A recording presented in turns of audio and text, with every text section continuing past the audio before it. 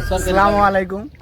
আমাকে গ্রামের যেটা মুখিয়াল মানুষ তার সঙ্গে লগ হইল, লগর পরে এর কিছুটা মানে একটু দান নিমু যে বান পানিতে সমাজের কোথাহানি ক্ষতিগ্রস্ত হয়েছে। পানির কথা কইবার গেলে তো মানে ক্ষতিগ্রস্ত আমাদের কমলাপুর গ্রামে যথেষ্ট ক্ষতিগ্রস্ত হয়ে গেছে। তার মানে এই বছর হঠাৎ 2 দিনে বানপানি, সব ঘরে ঘরে পানি উঠে আমাদের সবের মানে পরিস্থিতি খুব খারাপ। যাতায়াত তো বন্ধ হয়ে গেছে, ঘরে ঘরে পানি উঠছে, ঘরে ঘরে পানি উঠছে। আর খাওয়া দাওয়াও মানে মানুষের খুব অসুবিধা হয়েছে। তার মানে আপনার লেট্রিনে পানি উঠে গেছে, হয়তো খাওয়া দাওয়া যা করে লেট্রিনে যাওয়াটা খুব অসুবিধা।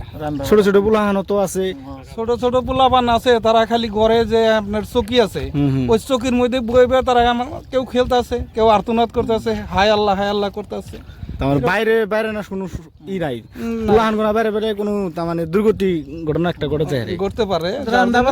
ডিস্টার্ব হয়েছে, রান্নাবাড়ির কোনো জায়গা নেই, যার জন্য পোলাপান গোনা এখন কইবার গেলে অ্যাটাক করে রাখা হয়েছে। খাওয়া দাওয়ার অসুবিধা, তারপরে থাকা মালা তো যথেষ্ট অসুবিধা।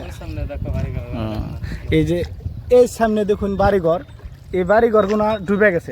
এই যে সামনে বাড়ি দেখুন পানিতে ডুবে গেছে। আর এরা এখানে থাকবো কোনে, থাকার কোনো জায়গাও নাই। ক্ষতিগ্রস্ত কি সরকারের ঠান কিছু আবদার আছে নাকি আপনাকে? আমরা সরকারের তরফে মানে অবগত করাইছি। হয়তো আমাকে মেন সমস্যা হয়েছে গরুর খাদ্য।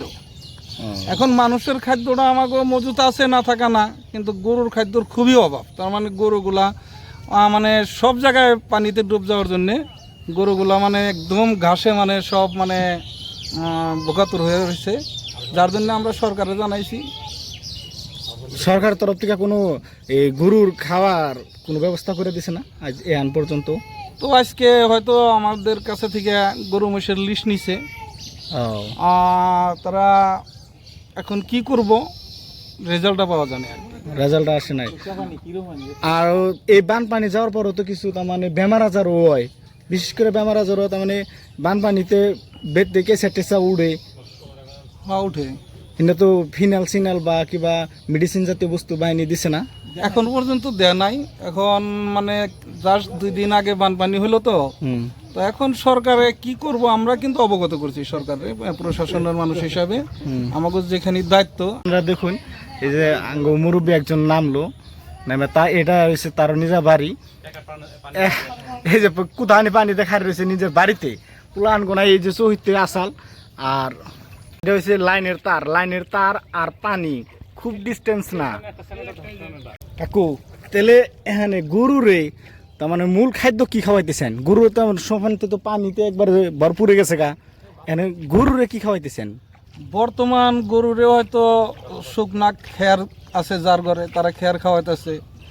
আর যাদের খের নাই তারা গাছের পাতা টাতা কিছু হয়তো জোগাড় করে গরুরে খাওয়াইতেছে। তো বহুত গরু না খাইয়াও মানে আছে, মানে ঘাসের অভাব, যাগো খের নাই তাগো গরু না খাইয়ে আছে বর্তমান আমি জানা হিসাবে।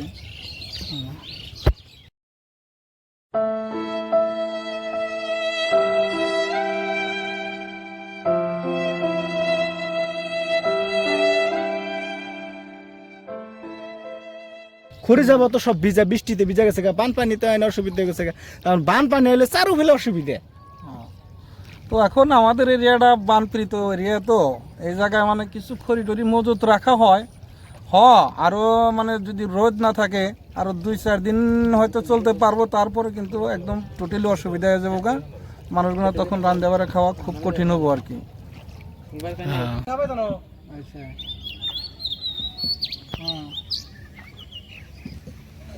তলে গেছে গা, দেখছেন তো কিরকম বানপানি তেলে হইছে। মিনিমাম তো মানে না 7 ফুট করে আছে, 7 ফুট 8 ফুট। এনে কয় ফুট করে পাট আছে ভাই? 7 ফুট 8 ফুট এরকম হইছে, 9 ফুট। এত পানি হইছে, এই পাশে মাথা আছে। খালি মাথা পাটের যেটা মাথা, এই মাথাটা বাইসা রয়েছে, আর সব পানি তলে গেছে গা। দেখুন আপনারা সবাই।